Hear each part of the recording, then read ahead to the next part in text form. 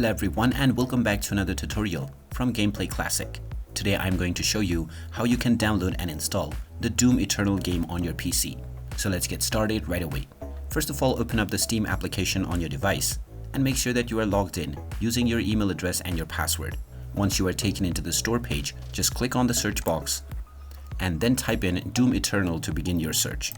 Once you find the game, just click on it and you will be taken into the game page, where you can check out the trailer and also the reviews. In order to purchase the game, just click on the Add to Cart button alongside the version or edition that you would like to purchase.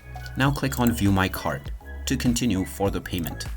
Now within the payment method page, all you need to do is choose your desired payment method from the drop-down menu.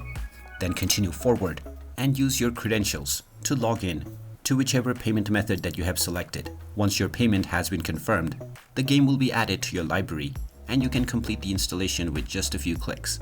And once the installation is completed, you can start enjoying the Doom Eternal game on your PC right away. And there you have it. That is how easy it is to download and install the Doom Eternal game on your PC.